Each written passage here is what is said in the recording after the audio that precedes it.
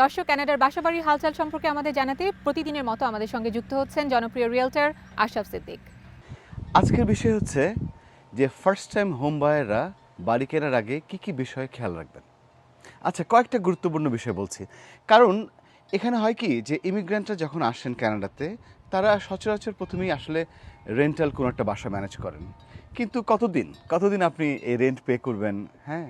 তারপর হচ্ছে একটা তো স্বপ্ন থাকেই যে একটা দেশে এসেছি, একটা নিজের বাড়ির মালিক কবে হব আমি।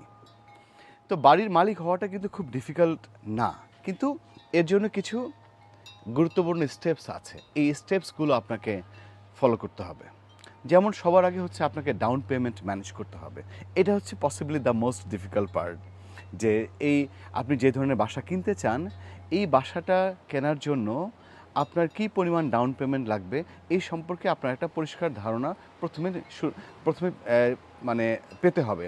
ধরুন এখানে 5% দিয়েও অনেক বাসা কেনা যায়, আবার অনেক বাসা কিনতে 20% ডাউন পেমেন্টও লাগে।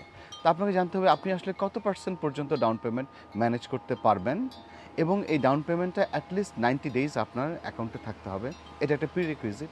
আপনাকে তারপর দেখতে হবে আচ্ছা কী ধরনের বাসা আপনি কিনতে চান। মানে এখানে ধরুন যে detached, semi detached, town house, তারপর কন্ডো, নানান রকমের বাসা আছে। তো আপনি কী ধরনের বাসা কিনতে চান? তারপর আপনার লোকেশন প্রেফারেন্সটা কী, যে কি আপনি কোন ধরনের লোকেশনে আপনি থাকতে চান। আপনার বাচ্চাদের স্কুল প্রায়োরিটি কিনা, আপনার জব কমিউট করার জন্য সুবিধা কিনা, এই বিষয়গুলো আপনাকে তারপর খেয়াল রাখতে হবে এবং সে অনুযায়ী সিদ্ধান্ত নিতে হবে। আচ্ছা ঠিক আছে, আমি তো বাসা একটা কিনবো, কিন্তু এই লোকেশনে আমি কিনতে চাই এবং এই ধরনের বাসা, এবং এই বাসার প্রাইসও কিন্তু ভ্যারি করে। এই যে ডিফারেন্ট টাইপের বাসা রয়েছে, এই টাইপসের উপর বেস করে। আচ্ছা, এরপরে হচ্ছে আপনার ডাউন পেমেন্টটা ম্যানেজ হলো। আপনি ঠিক করে ফেলেছেন যে কীরকম বাসার আপনার একটা মালিক হতে চান। এরপরে হচ্ছে আপনাকে দেখতে হবে যে আপনার যে ইনকাম আছে, আপনার বা যে হাউসহোল্ড ইনকাম আছে, এই হাউসহোল্ড ইনকামটা কোয়ালিফাই করে কিনা আপনার এই ধরনের মর্টগেজের ক্ষেত্রে। সচরাচর কি হয় যে এখানে 5%, 10% ও 20% ডাউন পেমেন্ট দেয় একজন বায়ার, তারপর বাকিটা আসলে ব্যাংক বা কোনো একটা এই ধরনের ফাইন্যান্সিয়াল ইনস্টিটিউশন ফান্ডিং করে। তো আপনার এই ফান্ডিংটা পেতে হলে ডেফিনেটলি আপনাকে আপনার ইনকাম এলিজিবিলিটি প্রয়োজন। আপনার ক্রেডিট স্কোর ঠিক আছে কিনা, আপনার ক্রেডিট প্রোফাইলটা কীরকমের আছে। যেমন আপনার ক্রেডিট স্কোর, আপনার ক্রেডিট স্কোরকে বাড়ানোর জন্য বা ক্রেডিট প্রোফাইলকে স্ট্রং করার জন্য কিছু ক্রাইটেরিয়া আছে যেগুলো আপনাকে ফুলফিল করতে হবে।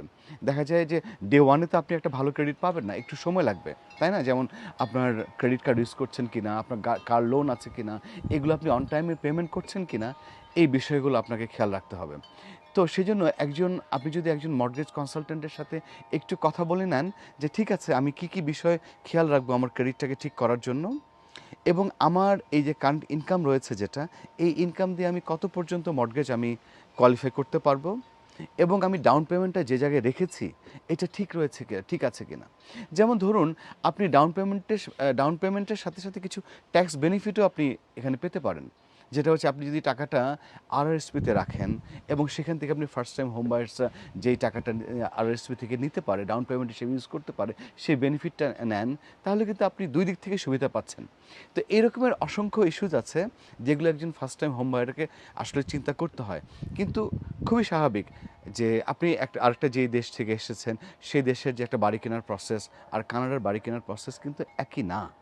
তো আপনাকে খেয়াল রাখতে হবে যে এখানকার যে সিস্টেমটা রয়েছে, যে যে রুলসগুলো রয়েছে, এগুলো কী কী জিনিস আমাকে আসলে খেয়াল রাখতে হবে এবং কী কী জিনিস আমাকে মাথায় রেখে প্রিপারেশনটা নিতে হবে। এগুলো যদি আপনি ঠিকঠাক মতো নিতে পারেন তাহলে কিন্তু একটা বাড়ির মালিক হওয়াটা একদমই কঠিন কিছু না। আশরাফ সিদ্দিক, আপনাকে অনেক ধন্যবাদ কানাডার বাসাবাড়ির হালচাল আমাদের জানাবার জন্য।